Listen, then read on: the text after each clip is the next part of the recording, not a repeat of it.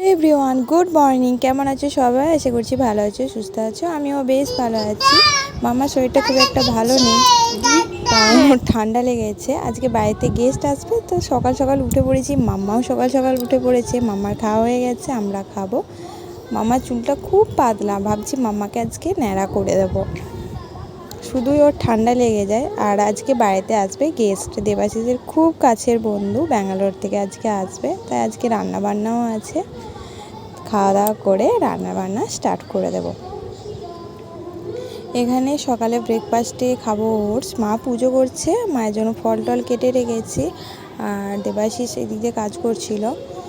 আর এখানে মাম্মার জন্য একটা জিনিস অর্ডার দেওয়া হয়েছিল, মানে ভাপ নেওয়ার যন্ত্র। দেবাশিস এটা অর্ডার দিয়েছিল। মাম্মার সবসময় ঠান্ডা লেগে যায়, তাই দেবাশিস এটা দিয়ে রেখেছে। গরম জল টল দিয়ে ভাপ দিলে তো পুড়ে যেতে পারে, তো মাম্মার জন্য এটা দিয়েছিল।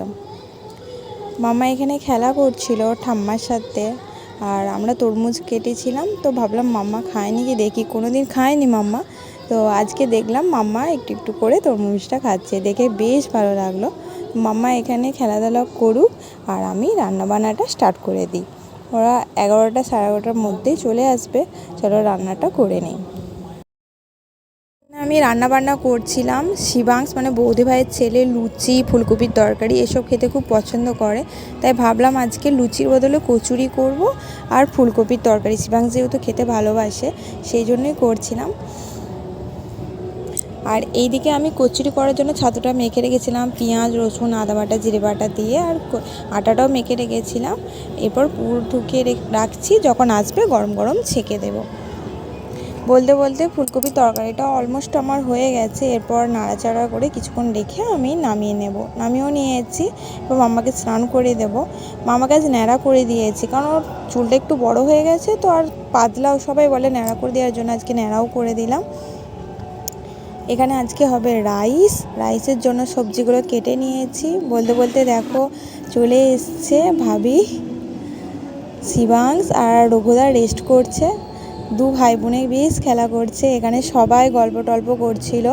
তো ওইদিকে চলো কচুরিটা গরম গরম ভেজে দিই। এই কচুরিটা এত টেস্টি হয় না, আর প্রত্যেকটা লুচি এত সুন্দরভাবে ফুলেছিল, আর খেতেও খুব টেস্টি হয়েছিল। আর আজকে রান্না তোমার রাইস, চিকেন। মাম্মার জন্য, মাম্মা যেহেতু চিকেন খেতে পারে না, সেজন্য মাম্মার জন্য মাছের ঝোল আর ভাত এই হবে। তো দেখো কি সুন্দর ফুলছে, প্রত্যেকটা কচুরি এত সুন্দর ফুলেছিল, কি বলবো, দেখতে বেশ ভালো লাগছিল। আর নিজের হাতে কচুরি যদি এত সুন্দর ফুলে তো ভালো তো লাগবেই, তাই না বলো? এখানে দেখো সবাইকার জন্য আমি খাবার রেডি করেছি সকালে ব্রেকফাস্টের জন্য। সবাইকার খাওয়া হয়ে গেছে, আমিও খেয়ে নিলাম। এদিক দিয়ে হচ্ছে চিকেন, রাইস আমার হয়ে গেছে, মাম্মারও খাবার হয়ে গেছে। প্রায় 12:30 মতো বাজছে। মাম্মাকে এরপর খাইয়ে দেবো, কারণ মাম্মাকে খাওয়াতে অনেকটা টাইম লাগবে। মাম্মাকে খাওয়াতে বসিয়েছি।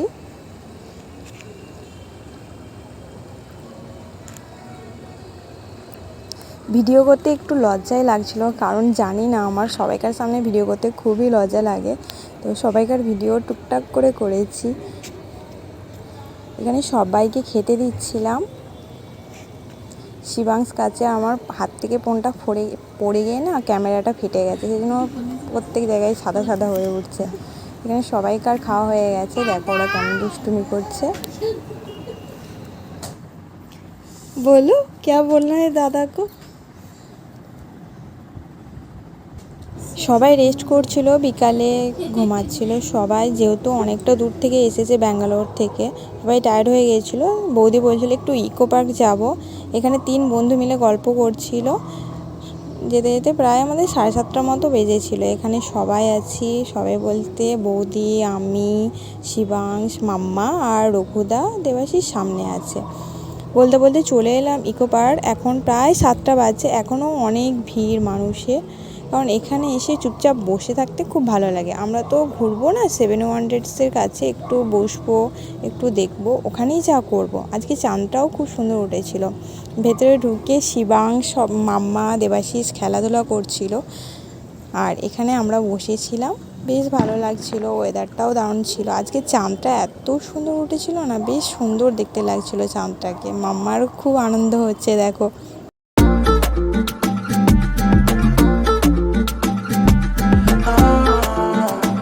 Shawty, wow.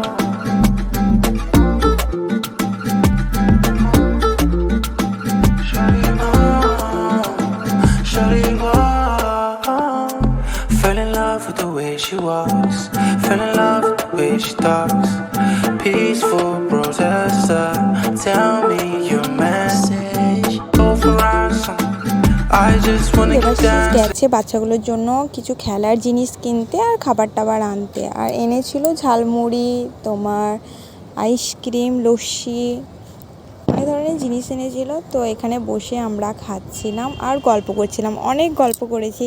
বৌদি একদম বাংলা বুঝতে পারে না, আর আমিও মানে খুব ভালো হিন্দি বলতে পারি না, বুঝতে পারি, বলতেও পারি, কিন্তু বাংলাটা যেরকম বলতে পারবো সেভাবে বলতে পারি না।